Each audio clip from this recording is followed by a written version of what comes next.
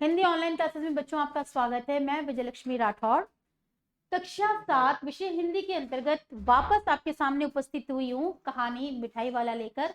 और बच्चों मैंने आपको इसके इंट्रोडक्शन में ये बताया था कि जो मिठाई वाला है बच्चों से प्यार करने वाला व्यक्ति है और चुन्नू मुन्नू के साथ वो और भी बच्चों को प्यार करता है और जब वो गली में आता है तो किस तरह से गली की रौनक को वो बढ़ा देता है। और वही मिठाई वाला अब देखते हैं हम क्या बेच रहा था, बांसुरी। तो हम अपनी उसी कहानी को फिर आगे लेके चलते हैं। आइए आप हमारे साथ पढ़ेंगे कि आज अपने मकान में बैठी हुई रोहिणी मुरली वाले की सारी बातें सुनती रही। आज भी उसने अनुभव किया कि बच्चों के साथ इतने प्यार से बातें करने वाला फेरी वाला पहले कभी नहीं आया। फिर वह सौदा भी कैसा सस्ता बेचता है, भला आदमी जान पड़ता है। समय की बात है जो बेचारा इस तरह मारा मारा फिरता है। पेट जो न कराए सो थोड़ा। देखिए बच्चों, पेट को पालने की जब मजबूरी इंसान के पास होती है तो उसे हर तरह का काम करना पड़ता है और कई बार अपना फायदा देखने के लिए कुछ सस्ते मूल्य में भी सामान को बेचना पड़ता है। ऐसी बातें कौन सोच रही है? रोहिणी सोच रही है। किसके विषय में सोचती है? उस मिठाई वाले के या खिलौने वाले के विषय में। लूट रहा है, उग रहा है, काहे को क्यों, क्यों वक्त समय, क्यों वक्त, काहे को क्यों वक्त यानी समय, ठो यानी संख्यात्मक शब्दों के साथ लगने वाला एक अव्यय। देखिए संख्यात्मक शब्द जहां आते हैं उसके साथ एक अव्यय लगता है बच्चों, जिससे क्या क्या कहते हैं? ठो। उसके साथ देखेंगे आप भीतर यानी अंदर, लायक यानी उचित, अप्रतिभ का अर्थ होता है उदास, हैरान। किस बात पे उदास और हैरान था? विजय बाबू के सवाल पर। लागत यानी कीमत, दस्तूर यानी रिवाज और हानि यानी नुकसान।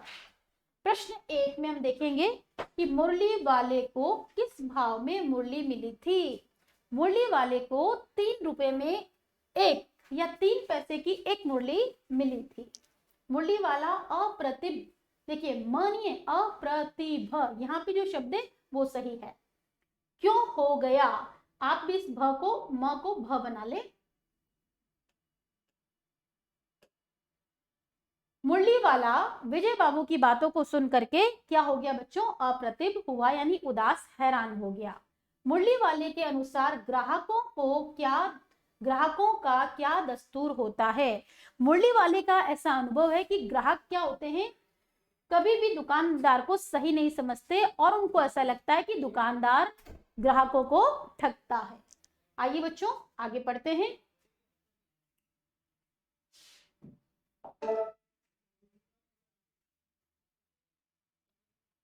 यहाँ आप देखते हैं एक चित्र है और इस चित्र में आप देखेंगे ये बैठा है मुरली वाला, ये बैठी है दादी माँ, ये आपके सामने चुन्नू मुन्नू और ये है रोहिणी। और एक बच्चों शब्द आया था चिक। उस चिक के बारे में मैंने आपको बताया था कि बांस की जो पतली सीकें होती है उनको जोड़ के एक पर्दा बनाया जाता है जो दरवाजे के सामने लगाया जाता है।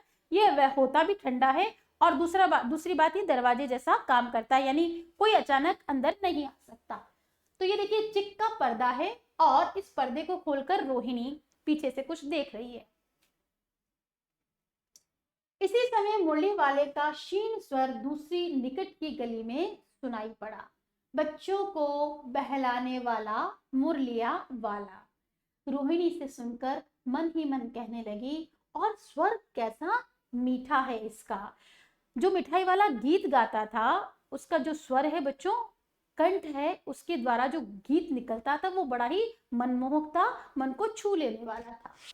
बहुत दिनों तक रोहिणी को मुरली वाले का वह मीठा स्वर और उसके बच्चों के प्रति स्नेह आसक्त बातें, प्यार भरी बातें याद आती ही रही। महीने के महीने आए और चले गए, फिर मुरली वाला न आया और धीरे धीरे उसकी स्मृति भी क्षीण हो गई। स्मृति का अर्थ होता है बच्चों मेमोरी, याददाश्त, कि हाँ अब वो जब आया ही नहीं है तो वो बात दिमाग से निकल गई। 8 माह बाद, कितने माह बाद बच्चों? 8 माह बाद कौन आया है वापस? मुरली वाला। आप भी अंडरलाइन करेंगे, 8 माह बाद। सर्दी के दिन थे। रोहिणी स्नान करके मकान की छत पर चढ़कर आजानुलंबित, आजानु कहते हैं घुटनों को, और लंबे केश राशि सुखा रही थी। आपने देखा होगा बच्चों, कई महिलाओं के बाल बड़े ही सुंदर और लंबे होते हैं। यहाँ जो रोहिणी है, रोहिणी के बाल भी घुटनों तक लंबे हैं, इसलिए यहाँ पर उसके बालों के लिए क्या विशेषण है, आजानुलंबित। इस समय नीचे की गली में सुनाई पड़ा बच्चों को बहलाने वाला मिठाई वाला। तो हम देखते हैं, पहले वो क्या लेकर आया था, खिलौने, दूसरी बार वो क्या लेकर आया बच्चों, मुरली, और तीसरी बार वो क्या लेकर आया है, मिठाई। ये छोटी छोटी बातें बच्चों आपको याद रखनी है। मिठाई वाले का स्वर उसके लिए परिचित था। झट से रोहिणी नीचे उतर आई, और उस समय उसके पति मकान में नहीं थे। हाँ, उसकी वृद्धा दादी थी। बच्चों, इस दृश्य में आप देख रहे हैं वृद्धा दादी। दादी माँ को कैसा बताया है, वृद्धा यानी बूढ़ा बताया है, जिनकी उम्र बड़ी है। और हम देखते हैं मिठाई वाले का स्वर उसके लिए परिचित था। झट से रोहिणी नीचे उतर आई, उस समय उसके पति मकान में नहीं थे। हाँ, उनकी वृद्धा दादी थी। रोहिणी उनके निकट आकर बोली, दादी, चुन्नू मुन्नू के लिए मिठाई लेनी है, जरा कमरे में चलकर ठहराओ। बात करते हैं, मैं उधर कैसे जाऊं, कोई आता न हो, जरा हटकर मैं भी चिक्की ओट में बैठी रहूंगी। बच्चों देखिए, आप शहरों में रहते हैं और शहरों का माहौल थोड़ा अलग तरह का होता है, लेकिन जिस समय ये कहानी लिखी गई है उस समय की भी बात है। महिलाएं तुरंत घर से बाहर नहीं आया करती थी, और खास करके जहां पर पुरुषों की बैठक होती है, यानी जो आपका ड्राइंग रूम आज कहलाता है, वहां महिलाओं को इस तरह से बेधड़क आना क्या नहीं होता था, अलाउ नहीं था। तो यहाँ पर रोहिणी ने क्या किया है, मुरली वाले से, मिठाई वाले से बात करने के लिए अपनी वृद्धा दादी को भी साथ में लिया है, और वो कहती है कि अगर कोई उधर नहीं है तो मैं भी क्या करूंगी, चिक्की ओट से बात कर लूंगी। दादी उठकर कमरे में आकर बोली, ए मिठाई वाले इधर आना। मिठाई वाला निकट आ गया, बोला, कितनी मिठाई दूं मां? ये नई तरह की मिठाइयां हैं, रंग बिरंगी, कुछ कुछ खट्टी, कुछ कुछ मीठी, जायकेदार। जायकेदार का अर्थ होता है बच्चों स्वादिष्ट, बड़ी देर तक मुंह में टिकती है, जल्दी नहीं घुलती, बच्चे बड़े चाव से चूसते हैं। इन गुणों के सिवा ये खांसी भी दूर करती है। देखो बच्चों, आपने अक्सर सुना होगा कि मिठाई आप जब खाते हो तो आपको रोका टोका जाता है, ऐसे मत खाओ, वैसे मत खाओ, देखो ज्यादा मिठाई मत खाना, आपको दांतों में कीड़े पड़ जाएंगे ज्यादा मीठे खाने से, या पेट खराब हो जाएगा। लेकिन देखिए, ये उस समय की मिठाई की बात है। क्या कहा जा रहा है कि ये बच्चे बड़े चाव से खाते हैं। चाव का मतलब होता है कि बड़े ही आनंद के साथ खाते हैं, मजे लेकर खाते हैं, और इन गुणों के सिवा खांसी भी दूर होती है। तो यानी वह जो मिठाई बनाकर लेकर आता है उसमें गुण भी हैं। क्या गुण है, स्वादिष्ट ही नहीं है, बच्चों के स्वास्थ्य का भी उसमें ध्यान रखा गया है। अब बात करेंगे अपन कि दूर करती है, कितनी दूं? चपटी गोल पहलदार गोलियां हैं, पैसे की 16 देता हूं। अब यहाँ भी देखिए मूल्य, देखिए पैसे की 16 देता हूं, एक पैसे में वो 16 यानी 16 क्या कर देता है, मिठाई दे देता है। मिठाई वाला, नहीं दादी, अधिक नहीं। नहीं, दादी बोली, 16 तो बहुत कम होती है, भला 25 तो देते। बच्चों यहाँ देखिए हमारी वृद्ध दादी माँ ने क्या क्या कहा है इस मिठाई वाले को, क्योंकि दादी माँ जो होती है उनको बड़ा जीवन का अनुभव होता है, वो मोल भाव करने में बड़ी ही चतुर होती हैं। तो यहाँ पे उनको 16 भी क्या लग रही है, बहुत कम लग रही है, और उन्होंने उसको क्या कहा मिठाई वाले को कि आप 16 जो दे रहे हैं ये तो बहुत ही कम है, आपको कितनी देनी चाहिए? देखिए संख्या बताई गई है, भला 25 तो आपको एक पैसे में दे देनी चाहिए। मिठाई वाला क्या बोलता है, नहीं दादी, अधिक नहीं दे सकता, इतना भी देता हूं कि अब मैं तुम्हें क्या, खैर मैं अधिक ना दे सकूंगा। रोहिणी दादी के पास ही थी, बोली, दादी फिर भी काफी सस्ता दे रहा है, 4 पैसे की ले लो, यह पैसे रहे। मिठाई वाला मिठाइयां गिनने लगा। मिठाई वाला मिठाइयां गिनने लगा। ठीक है, अब रोहिणी को तो ये सस्ता कैसा सौदा कैसा लग रहा है बच्चों? सस्ता लग रहा है। देखेंगे आगे।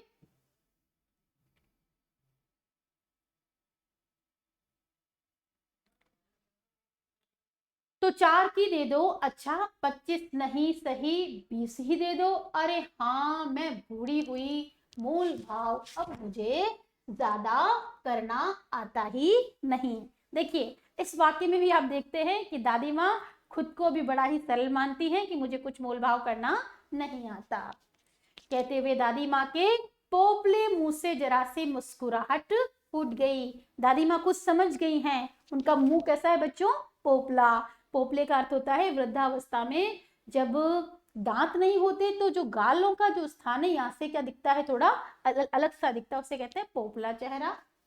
अब आप देखेंगे कि रोहिणी दादी से कहा कि दादी से पूछो तुम इस शहर में और कभी भी आए थे या पहली बार आए हो?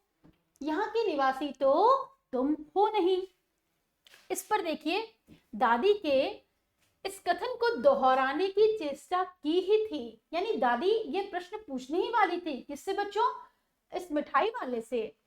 चेष्टा यानी इच्छा। मिठाई वाले ने उत्तर दिया, पहली बार नहीं और भी कई बार आ चुका हूं। रोहिणी चिक की आड़ ही से बोली। अभी देखिए मैंने आपको एक दृश्य दिखाया था और उस दृश्य में आपने देखा, ये देखिए चिक की आड़ से, ये रोहिणी इसके सामने नहीं आती है लेकिन चिक की तरफ देखती हुई इसको हटा करके बोलती है। तो चिक की आड़ से रोहिणी ने क्या कहा है?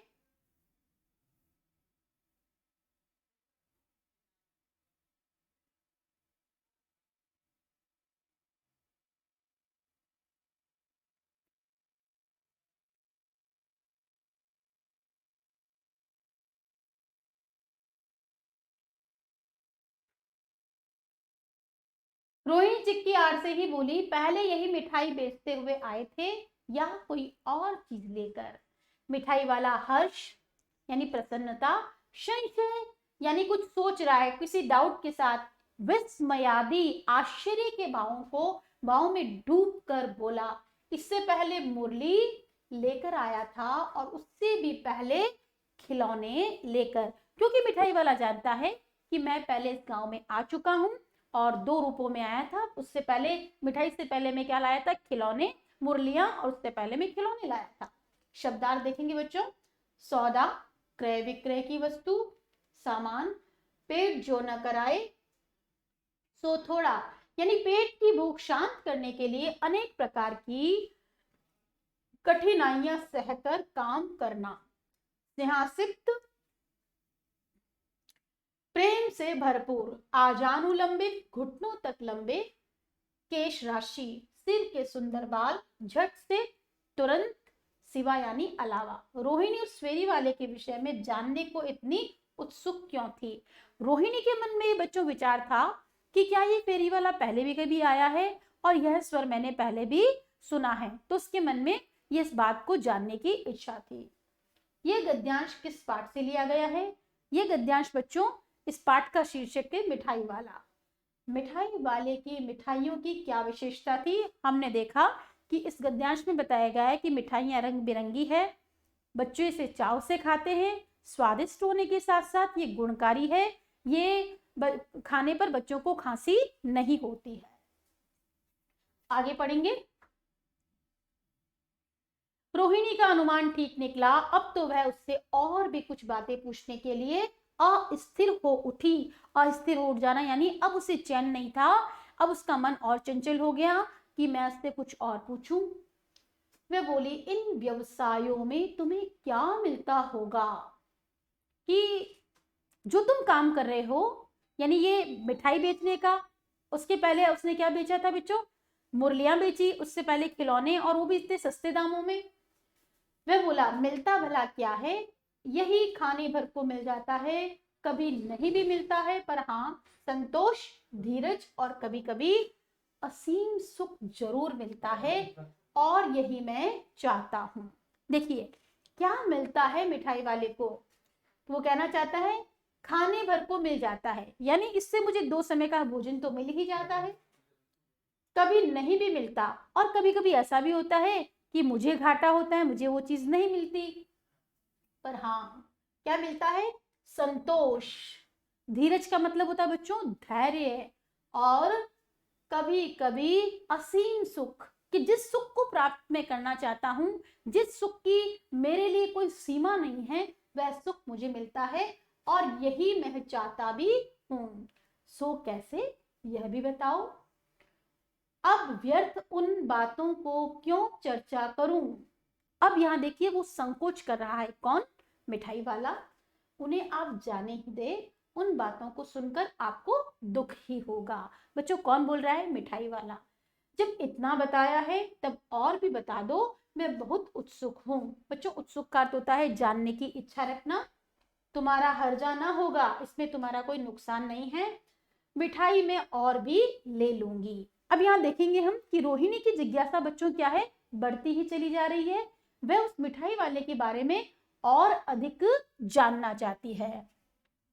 अतिशय गंभीरता के साथ मिठाई वाले ने कहा, मैं भी अपने घर का, अपने नगर का एक प्रतिष्ठित आदमी था। प्रतिष्ठित का अर्थ होता है बच्चों प्रतिष्ठावान, जिसकी अपनी इज्जत हो। मकान, व्यवसाय, गाड़ी, घोड़े, नौकर चाकर सभी कुछ था। स्त्री थी, छोटे छोटे 2 बच्चे भी थे। मेरा वह सोने का संसार था। सोने के संसार से बच्चों यहाँ पे आशय यह है कि मेरा भरा पूरा बड़ा ही सुखी और समृद्ध परिवार था। जैसे सोने के सजीव खिलौने, देखो सोने के सजीव खिलौने, यानी सजीव का अर्थ होता है बोलते से खिलौने, उनकी अटखेलियों के मारे घर में कोलाहल मचा रहता था, कि बच्चे जो खेलते थे तो उससे कोलाहल यानी शोर शराबा रहता था। समय की गति, विधाता की लीला, अब कोई नहीं है। दादी प्राण निकाले नहीं निकले, इसलिए अपने उन बच्चों की खोज में निकला हूं। वे सब अंत में होंगे तो यही कहीं, आखिर कहीं न जन्मे ही होंगे। इसका मतलब ये है, कहानी ये बताती है कि अब उसकी स्त्री नहीं रही है, उसके बच्चे अब उसके साथ नहीं है। हो सकता है दुर्भाग्य से उनके साथ कुछ अनहोनी हो गई हो, और उसका ऐसा मानना है मिठाई वाले का कि उन बच्चों ने कहीं ना कहीं किसी न किसी रूप में फिर बच्चों का जन्म लिया होगा, और इस आधार पर वो बच्चे मुझे देखने को मिल जाते हैं। बात करेंगे आगे की। आखिर कहीं ना कहीं जन्मे ही होंगे, उस तरह रहता, उस घुल घुल कर मरता, इस तरह सुख संतोष के साथ मरूंगा। इस तरह के जीवन में कभी कभी अपने उन बच्चों की एक झलक सी मिल जाती है। ऐसा जान पड़ता है जैसे वे इन्हीं में उछल उछल कर हंस खेल रहे हैं। पैसों की कमी थोड़ी ही है, आपकी दया से पैसे तो काफी हैं, जो नहीं है इस तरह उसी को पा जाता हूं। तो बच्चों आपने ये देखा कि अब इस कहानी, मिठाई वाले ने जो अपनी दुख भरी कहानी सुनाई है रोहिणी को, तो हमें ये पता चलता है कि ना तो आज उसकी स्त्री है और ना ही उसके 2 सुंदर बच्चे हैं, और उसका जो सोने का संसार था, जो उसके सुख का संसार था, वो अब नहीं रहा है। अब उसकी ही क्षतिपूर्ति करने के लिए, उनकी ही याद में, उन बच्चों के प्यार को पाने के लिए वो इस तरह के काम को करता है, और इन बच्चों में वो अपने बच्चों की छवि को देखता है। रोहिणी ने अब मिठाई वाले की ओर देखा, उसकी आंखें आंसुओं से तर थी। बच्चों जब हम किसी के दुख को सुनते हैं तो वही दुख का भाव हमारे भीतर भी क्या करता है, घर कर जाता है। ठीक है, हम भी उसी दुख और तकलीफ को जब महसूस करते हैं, वही बात किसके साथ हुई है? रोहिणी के साथ। रोहिणी ने जब दुख भरी कहानी सुनी मिठाई वाले की, तो वह भी दुख से भर गई, और उसकी आंखों में दुख के, कष्ट के, पीड़ा के आंसू आ गए हैं। इसी समय चुन्नू मुन्नू आ गए, रोहिणी से लिपटकर उसका आंचल पकड़कर बोले, अम्मा मिठाई मुझसे लो। यह कहकर तत्काल कागज की 2 पुड़ियां मिठाइयों से भरी मिठाई वाले ने चुन्नू मुन्नू को दे दी। रोहिणी ने भीतर से पैसे फेंक दिए। मिठाई वाले ने पेटी उठाई और कहा, अब इस बार ये पैसे न लूंगा। दादी बोली, अरे अरे, न न, अपने पैसे लिए जा भाई। तब तक आगे फिर सुनाई पड़ा उसी प्रकार का मादक मृदुल स्वर में, बच्चों को बहलाने वाला मिठाई वाला। बच्चों देखेंगे शब्दार्थ करते हैं। लिपट कर आलिंगन करना, जब हम किसी को अपनी गोद में ले लेते हैं। कोलाहल यानी शोरगुल। झलक यानी हल्की सी उपस्थिति। सोने का संसार यानी सुखमय जीवन। अटखेलिया यानी बच्चों के क्रियाकलाप। तर यानी भीगी। विस्मय का अर्थ होता है आश्चर्य। व्यर्थ का अर्थ होता है बच्चों बेकार। हर्जा यानी नुकसान। अतिशय यानी अत्यधिक। प्रतिष्ठित का अर्थ होता है बच्चों सम्मानित, जिसकी इज्जत हो। तत्काल का अर्थ होता है तुरंत। मिठाई वाले के पास किसकी कमी नहीं थी? मिठाई वाले के पास बच्चों पैसों की कोई कमी नहीं थी। मिठाई वाला अपने बच्चों की झलक किसमें देखता था? मिठाई वाला अपने बच्चों की झलक बाहर के बच्चों में देखता था। घुल घुल कर मरना मुहावरे का अर्थ लिखिए। घुल घुल कर मरना मुहावरे का अर्थ होता है भीतर ही भीतर दुख से दुखी होना। इसी के साथ हमारा ये लेक्चर बच्चों खत्म होता है। मैं अपनी अगली कक्षा में इसके प्रश्नोत्तर के साथ आपके सामने फिर उपस्थित होंगी। तब तक के लिए नमस्कार।